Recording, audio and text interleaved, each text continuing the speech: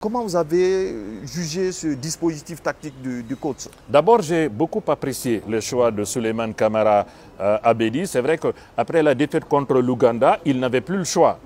Et il a fait preuve de beaucoup d'audace, de beaucoup d'envie de produire le jeu. Et c'est ce qui a réjailli d'ailleurs sur le match. Ce sont les choix tactiques de Souleymane Camara Abedi.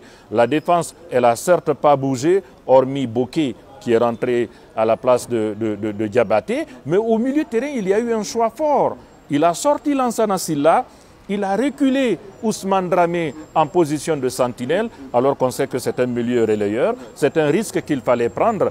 Il a pris ce risque-là pour mettre Ismaël Kamara au milieu de terrain. Donc il y avait beaucoup de qualité technique dans l'entrejeu. Et dans les sorties de balles, on sait que Ousmane Dramé a beaucoup plus d'aisance quand même que Lansana Sylla. Et donc c'est le premier choix fort que j'ai noté, ce qui fait qu'on a vraiment dominé, on a eu la possession du ballon, on a mieux sorti les ballons que contre l'Ouganda parce que c'était vraiment laborieux pour les sorties de balles. Ça, c'est le premier choix que j'ai noté.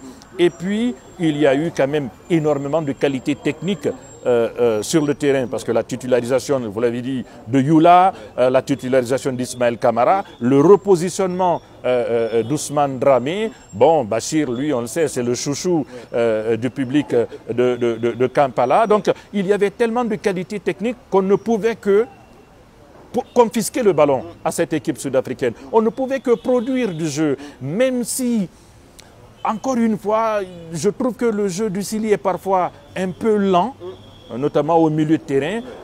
Souvent, quand un joueur reçoit le ballon, il le touche 2-3 fois avant de faire une passe. Ce sont des secondes qui comptent. Il faut qu'il y ait plus de fluidité, plus de spontanéité, à l'image du football de l'Afrique de l'Est. Vous voyez, il y a de la vivacité. Le ballon, il circule. On ne fait pas 2-3 touches si ce n'est pas nécessaire. Donc, c'est ce qui manque à cette équipe du Syli national. Mais collectivement, qu'est-ce qu'elle a été belle quand même à voir jouer. Et Bachir, puisque vous parlez des individualités, Bachir a été...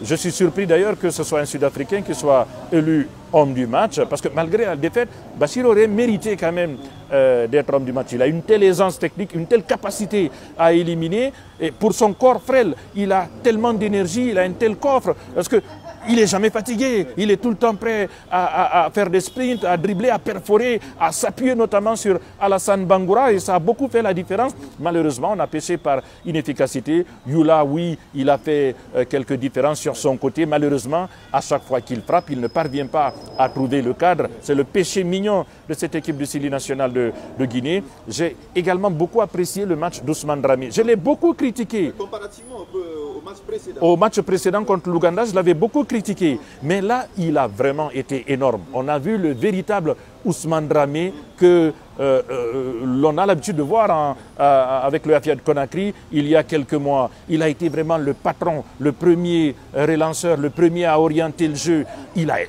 Il a été énorme, ça il faut le dire, hein, hormis quelques déchets, hormis cette absence sur le premier but, parce que c'était dans sa zone, mais hormis cela, il a été vraiment énorme, il a été déterminant dans la prestation du Syli national de Guinée. Et la titularisation de Bokeh a également sécurisé le côté droit, parce que Bokeh, c'est un défenseur central qui a été repositionné arrière latéral droit. Vous avez vu que ça a fonctionné, en tout cas, individuellement, presque... Tout le monde était bon. Mais effectivement, ouais. Il y a un attaquant tueur qui manque à cette équipe. Depuis le début de la préparation, je n'arrête pas de le dire. Sur Africa Sport TV, tout le temps qu'on était à Conakry, dans toutes nos émissions, je l'ai toujours dit. Il y a un gros souci dans l'animation offensive. On peinait à se procurer des occasions. La solution a presque été trouvée dans ce match face à l'Afrique du Sud. Parce qu'offensivement, on était là, on a trouvé des décalages, on a trouvé des solutions dans la surface de réparation. Malheureusement, on a péché sur le dernier geste. C'est vrai que Nyanya n'est pas au point, on le sait, il revient d'une très longue absence.